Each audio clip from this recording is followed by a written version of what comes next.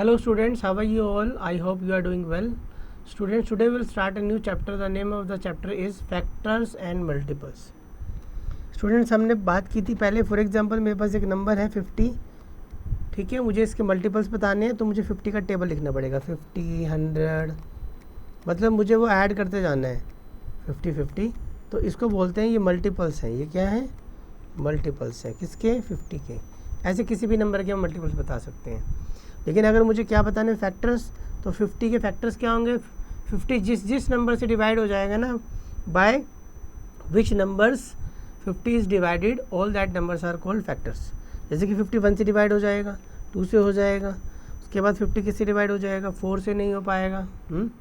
उसके बाद ये आपका किससे होगा? 25 5 से हो जाएगा, 10 से हो जाएगा, फिर आपका ये 25 से हो जाएगा और 50 से तो हो ही जाएगा. तो ये सारे के सारे इसके फैक्टर्स हैं.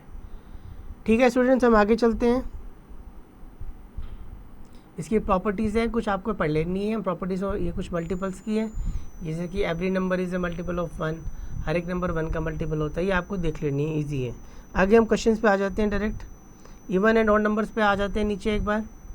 इवन नंबर्स वो होते हैं जो आपके क्या होते हैं? 2 से डिविजिबल होते हैं, और ऑड नंबर्स जो 2 से डिविजिबल नहीं होते हैं. ठीक है, जैसे कि 1 हो गया, 3 हो गया, 5 7, ये आपके ऑड नंबर्स हैं. 2 4 6 8 आपका 0 हो गया, ये इवन नंबर्स हैं.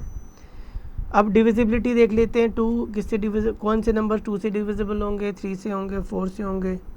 ठीक है, तो यहाँ पर रूल्स लिखे हुए हैं कि कोई भी नंबर 2 से डिविजिबल जब होगा जब उसके लास्ट में यूनिट प्लेस पे 0 होगा, 2 होगा, 4 होगा, 6 होगा, 8 होगा. 3 से कौन सा नंबर डिविजिबल होगा?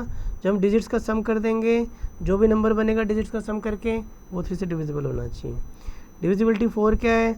4 से वही नंबर डिविजिबल होगा जिसकी लास्ट की 2 डिजिट 4 से डिविजिबल होगी. आगे चलते हैं हम. डिविजिबिलिटी ऑफ 5, अगर किसी भी डिजिट के लास्ट में यूनिट प्लेस पे 0 है या 5 है, वो नंबर 5 से डिविजिबल होगा. 6 की डिविजिबिलिटी ये है कि कोई नंबर 2 से भी डिविजिबल है, 3 से भी है, तो इसका मतलब वो 6 से भी होगा.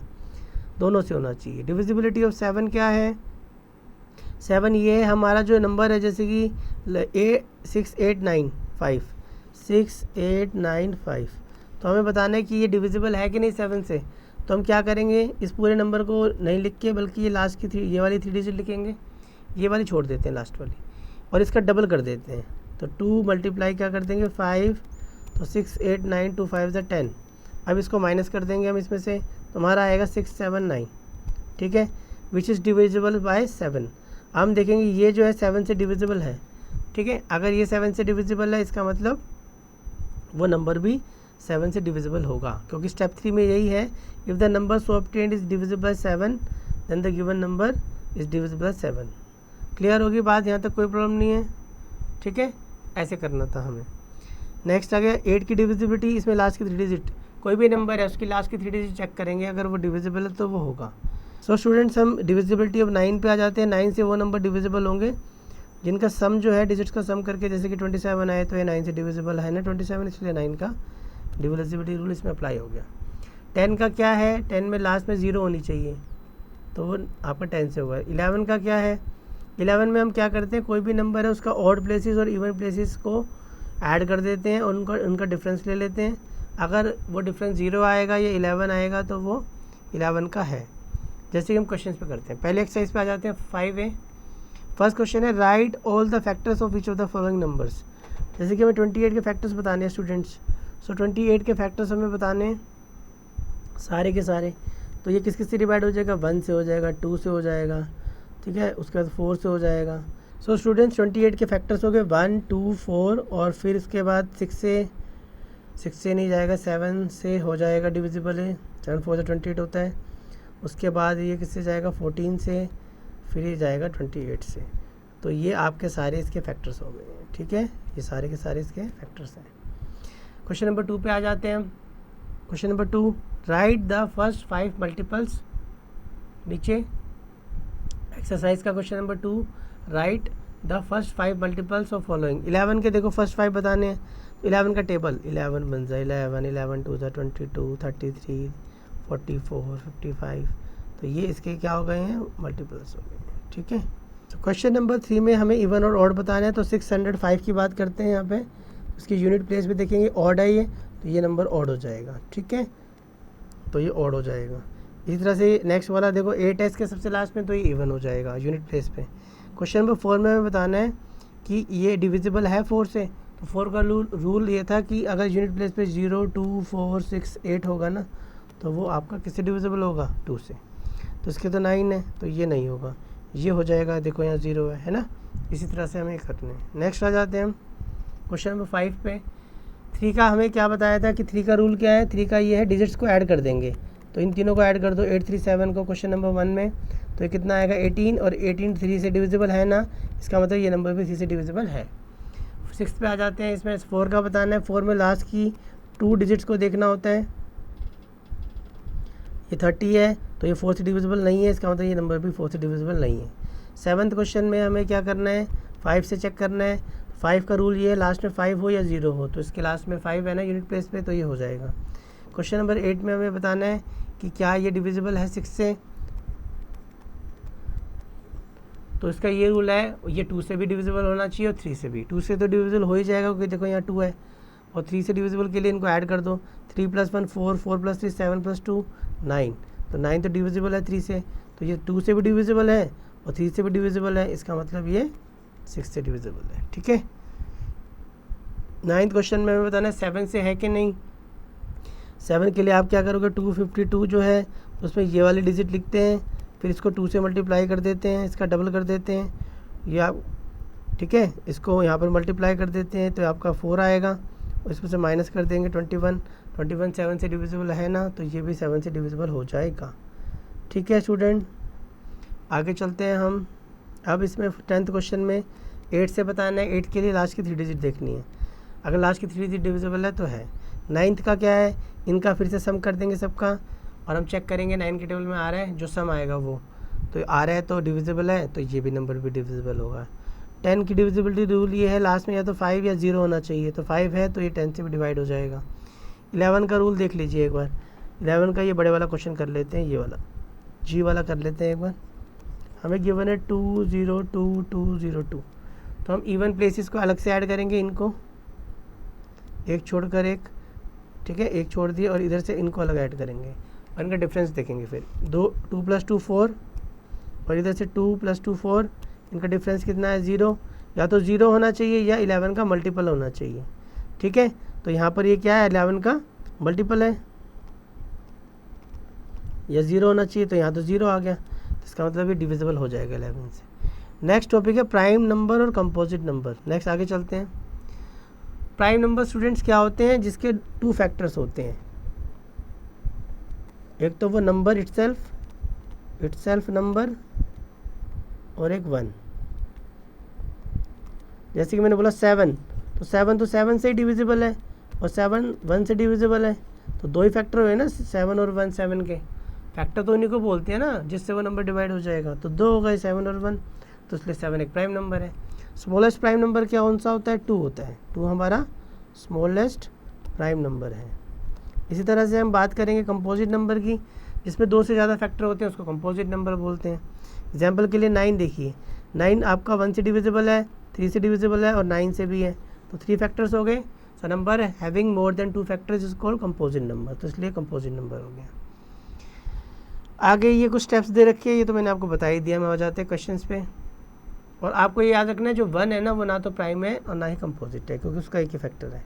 1 से डिविजिबल है सिर्फ। ये कुछ यहाँ पर प्राइम फैक्टराइजेशन आपको दे रखे हैं, कैसे करना है हमें, हम डायरेक्ट इसको क्वेश्चन में करेंगे। अभी आ जाते हैं हम एक्सरसाइज पे, और ये ट्री मेथड दे रखा है, ठीक है, ऐसे फैक्टर कर सकते हैं। Fill in the blank, dash is a factor of every number. हर एक ये जो है ना, हर एक नंबर का फैक्टर होता है। तो कौन होता है? 1 होता है। 1 हर एक नंबर का फैक्टर होता है ना, ठीक है ना। Dash is A neither prime nor composite. 1 ना तो प्राइम है ना ही कंपोजिट है। फिर है यहाँ पर ये फिलअप्स है, ये आपको देख लेना है। क्वेश्चन नंबर 2 पे आ जाते हैं। Which of the following numbers are prime numbers. Prime numbers अभी मैंने आपको बताया था, the numbers having only 2 factors equal prime number. तो 11 देखिए प्राइम नंबर है, बिल्कुल है, क्योंकि 11 1 से भी डिविजिबल है, और 11 से भी डिविजिबल है, और किसी से नहीं है, 2 ही फैक्टर है, ठीक है। क्वेश्चन नंबर 3 पे आ जाते हैं हमें कंपोजिट नंबर। तो बच्चों इसमें जो आपके मोर देन 3 फैक्टर्स होंगे वो वाले कंपोजिट हो जाएंगे। आगे चलते हैं हम। फिर हमें प्राइम नंबर के बारे में पूछा है, 1 से 50 के बीच प्राइम नंबर बता दीजिए सारे। तो आपको पता है सबसे स्मॉलेस्ट प्राइम नंबर 2 है, 2 से स्टार्ट कर देना है आपको, 2 लिखना, फिर 3 लिखना, फिर 5 लिखना, फिर 7 लिखना, फिर 11 लिखना, ऐसे करते करते आपको 50 तक के सारे बताने हैं। ठीक है, आगे चलते हैं। सेम इसी तरह के क्वेश्चन है कुछ कंपोजिट और प्राइम नंबर के। 10th क्वेश्चन में हमें क्या बताना है, प्राइम फैक्टराइजेशन निकालना है। 10th क्वेश्चन का एक बड़ा सा क्वेश्चन कर लेते हैं, जैसे कि 468 कर लेते हैं। ठीक है, इसके प्राइम फैक्टर निकालने तो 2 से करते हैं, 2 2 ज़ा, 2 3 ज़ा, 2 4 ज़ा, 2 1 ज़ा, 2 1 ज़ा, 2 7 ज़ा 14। ठीक है, फिर इसको करेंगे तो आपका 3 से जाएगा, 3 3 ज़ा 9, 3 9 ज़ा 27, 3 1 ज़ा, 3 3 ज़ा 9, अब ये 13 से जाएगा डायरेक्ट। तो बच्चों ये फैक्टर्स आ गए इसके, ये वाले 2 2 3 3 और 13। नेक्स्ट आ गया HCF, हाईएस्ट कॉमन फैक्टर। ये क्या होता है बच्चों, दो नंबर्स के अंदर जो कॉमन फैक्टर हो, जो दोनों में कॉमन हो लेकिन वो सबसे बड़ा हो, उसको बोलते हैं हाईएस्ट कॉमन फैक्टर। जैसे कि हम क्वेश्चन पे आ जाते हैं डायरेक्ट, डिवीजन मेथड अभी हम करेंगे इसका क्या होता है। क्वेश्चन पे आ जाते हैं हम एक्सरसाइज के। ये वाला डिवीजन मेथड है स्टूडेंट, एग्जांपल के थ्रू यहाँ पे बता रखा है, मैं दोनों बता देता हूँ। जैसे क्वेश्चन नंबर 1 में हमें HCF निकालना है, तो हमें 2 वाले 2 पेयर्स भी दे रखे हैं, 3 पेयर्स भी दे रखे हैं। ठीक है, तो हम कोई अच्छा सा क्वेश्चन ले लेते हैं, इसमें बढ़िया सा क्वेश्चन, बड़ा सा क्वेश्चन ले लेते हैं, जी ले लेते हैं। हमें यहाँ 330 है, 48 है, सॉरी 90 है, और क्या है हमारे पास 2010 है। तो हम इसका HCF निकालना है, तो हम उसी नंबर से इसको डिवाइड करेंगे जिससे तीनों हो जाए। तो देखो तीनों 10 से हो जाएंगे। ठीक है, अब तीनों 3 से हो जाएंगे, 3 6 ज़ा 18, 3 7 ज़ा 21। ठीक है, अब ये किसी से नहीं होंगे, अलग अलग नंबर से होंगे। ठीक है, तो ये आपका 10 और 3 ये जो हो गया HCF हो गया, 10 × 3 30। ऐसे आपको करने हैं। क्वेश्चन नंबर 2 पे आ जाते हैं। हमें क्वेश्चन नंबर 2 में हमें फैक्टराइजेशन मेथड से करने हैं, प्राइम फैक्टराइजेशन मेथड से। ठीक है, तो ये प्राइम फैक्टर, ये जो मैंने अभी आपको बताया है, ये भी हम डायरेक्ट ऐसे भी कर सकते हैं और हम अलग अलग करके भी कर सकते हैं। जैसे कि देखो 72 है और 108 है, इसको मैं अलग अलग भी कर सकता हूँ, इसके अलग, इसके अलग, और फिर मैं क्या बता सकता हूँ, दोनों में जो कॉमन है। तो आप ये डायरेक्ट ये वाला मेथड से किए, सिंपल है और जल्दी हो जाएगा आपका। ठीक है, आगे चलते हैं हम डिवीज़न मेथड, थर्ड पार्ट। जैसे कि मुझे 605 का और 935 का करना है ना, 2 का, और एक 3 वाला भी दे रखा है, तो मैं दोनों बता देता हूँ। ठीक है स्टूडेंट्स, जैसे कि मैं जी वाला बता देता हूँ। चलो, ये जी दे रखा है 75, 100 और 140, 75,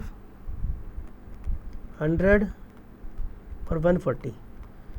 ठीक है, तो हम इसको करते हैं, कैसे करेंगे, कोई भी नंबर ले लीजिए, अब 75 ले लीजिए, इधर ले लीजिए 100, तो हम इसको करते हैं। तो ये किस पे जाएगा आपका 75, 1 से 75, 25 आ गया। अब आपको ये वाला जो है 25 आ गया, अब ये 75 आप यहाँ ले लो। ठीक है, क्योंकि सभी का नंबर आएगा डिवीज़न करने में, मतलब सभी को हमने डिविडेंड बनाना है एक बार। देखो डिविडेंड 100 को बना लिया ना, अब 75 को बना रहे हैं। ठीक है, फिर 140 को भी बनाएंगे। 25 3 ज़ा 75, तो यहाँ तो कुछ नहीं बचा, 0, कोई बात नहीं, ये वाला यहाँ यहीं पे लिख देते हैं। जब यहाँ 0 आ जाते हैं ना, तो हम यहाँ पर ही उठा के यही लिख देते हैं, नहीं तो जो बचता है ना उसी को ही रहने देते हैं। ठीक है, यहाँ पर अब 140 नहीं हुआ था ना, 140 लिख देंगे। ठीक है, अब इसको करेंगे तो 25 के टेबल पे कितने पे जाएगा, 5 पे, तो 125 आ गया। अब माइनस करेंगे तो 15 आ गया। अब इसको 25 को यहाँ लिखेंगे बच्चों को। ठीक है, क्योंकि 0 आना चाहिए लास्ट में। अब करेंगे तो 15, 1 ज़ा 15 हो जाएगा यहाँ पर, और यहाँ पर कितना बचेगा आपका, बचेगा 10। ठीक है, यहाँ पे 10 आ जाएगा, मैं यहाँ कर देता हूँ, 10 आ जाएगा आपका, इधर 10 आ जाएगा।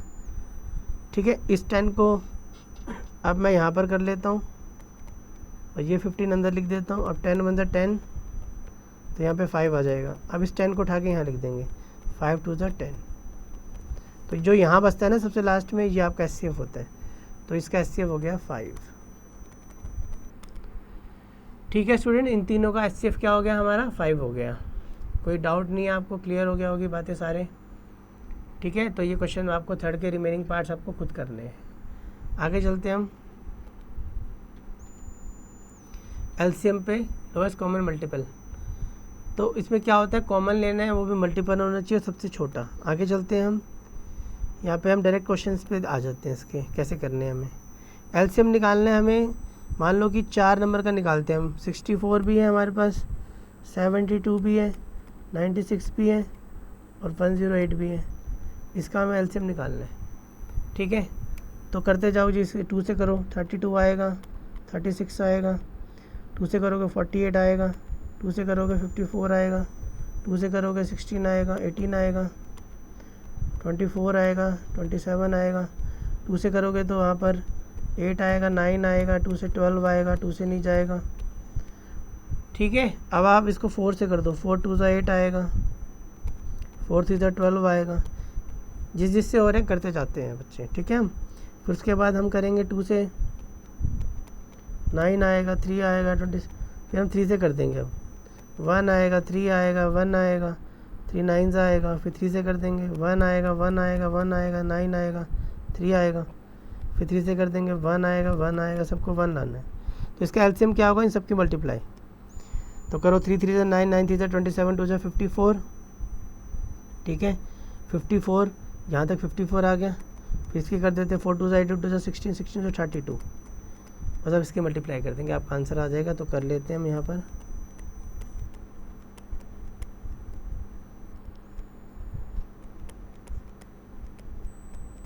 1728, ठीक है।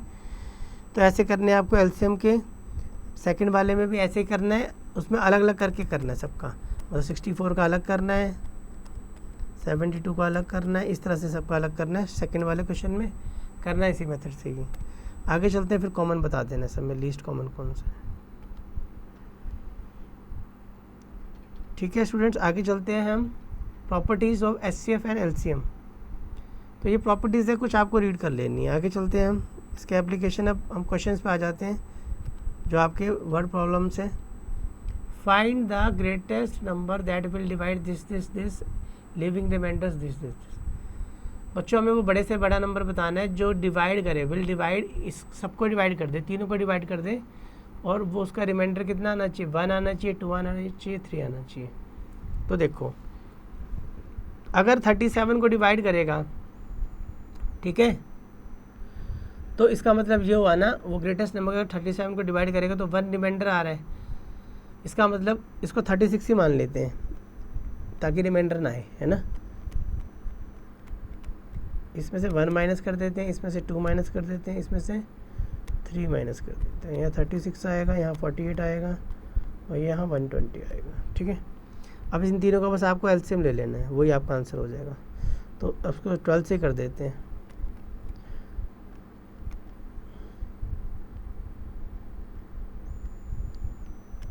थ्री पे जाएगा पहले ही, फिर 4 पे, फिर 10 पे, ठीक है। और फाइंड द ग्रेटेस्ट नंबर पूछा है, वो बड़े से बड़ा नंबर बताना है हमें, है ना।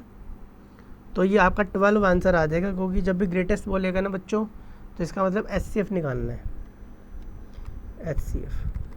तो बच्चों ये 12 वो नंबर है, इससे अगर मैं डिवाइड करूँगा ना 37 को 50 को और 123 को, तो रिमाइंडर बचेगा 1 2 3, ठीक है। चाहे आप डिवाइड करके चेक कर लेना। तो ये सारे क्वेश्चंस बच्चों वर्ड प्रॉब्लम्स हैं, ये आपको खुद प्रैक्टिस करनी है।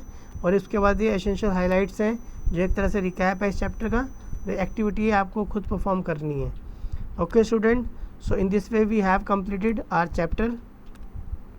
I hope you will practice a lot of these questions yourself.